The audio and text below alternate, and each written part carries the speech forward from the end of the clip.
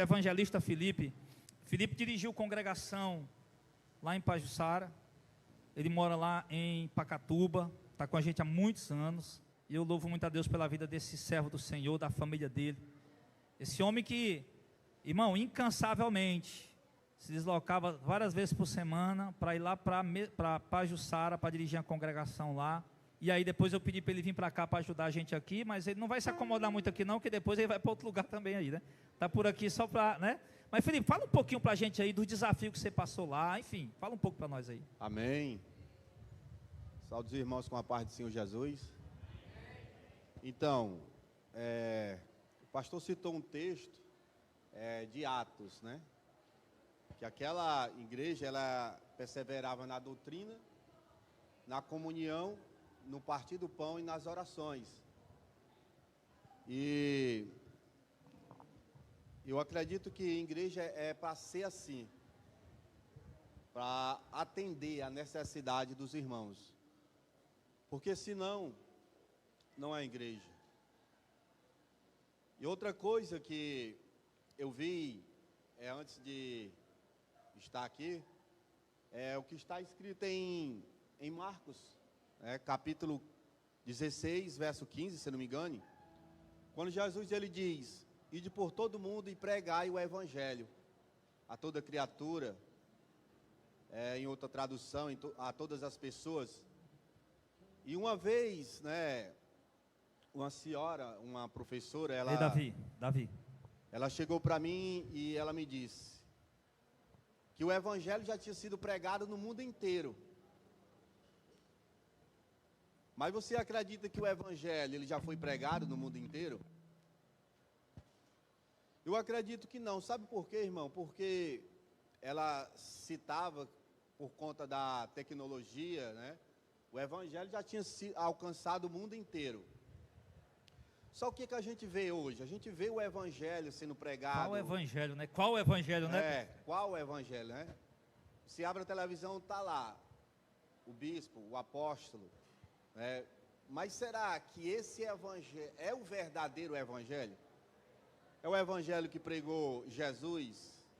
Porque hoje, meu irmão, está cheio de falsos profetas, falsos pastores. Então eu acredito que muitos têm escutado um falso evangelho. Eu não tenho dúvida quanto a isso. Por exemplo, hoje o cara, ele funda um ministério e ele quer ver o seu ministério crescer. O que é que ele faz? Ele vai prometer para as pessoas coisas boas.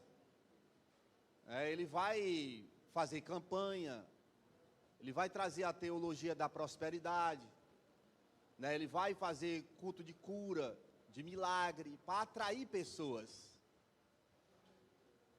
E uma coisa que eu tenho visto aqui, justamente que eu ia citar, pastor, é que quando nós estávamos lá na Pajuçara, o Clésio estava dirigindo, eu ajudava o Clésio com o Railton, os meninos lá. Uma vez nós estávamos lá no culto, tinha poucas pessoas. Não era, Clésio?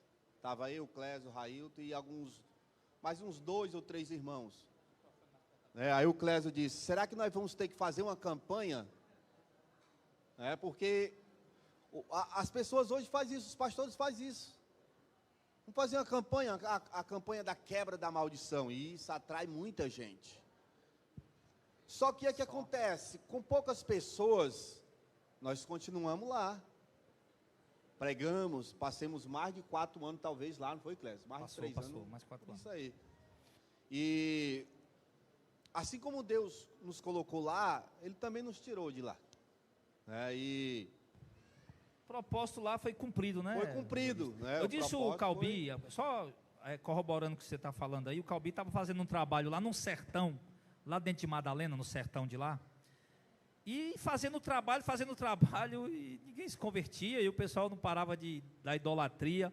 Eu falei: Calbi, não perde mais teu tempo aí não, tu já cumpriu o que você tinha que cumprir aí, procura outro lugar para ir, vai seguir, vai lá fazer o trabalho, não adianta.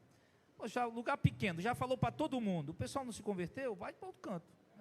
E foi isso que Deus te usou, né? Ir lá, junto com o Clésio lá. Então, aí, o que é que acontece? O ministério Missão de Fé é um ministério apologético, protestante, né? Todo mundo já sabe disso. E se a gente vê dentro das Escrituras que a gente deve perseverar no Evangelho, por que nós vamos distorcer o Evangelho para agradar pessoas, para atrair pessoas, somente para encher, atrair multidões, pregando um falso Evangelho? Não, a gente vamos perseverar pregando o verdadeiro Evangelho. Porque quando é pregado o verdadeiro Evangelho, os eleitos, meu irmão, vão se manifestar, vão se identificar com o verdadeiro Evangelho. Vão se identificar. Então, a nossa intenção ali jamais era de distorcer o Evangelho para atrair pessoas, para encher a congregação, mas sim perseverar. E não é fácil não, irmão. Você vê toda a igreja crescendo, tu pregando aquela mensagem ali, sabendo que tu pode usar uma estratégia que vai lotar também, né? E tu não usa, porque tu está firmado naquela verdade, né? Firmado na verdade.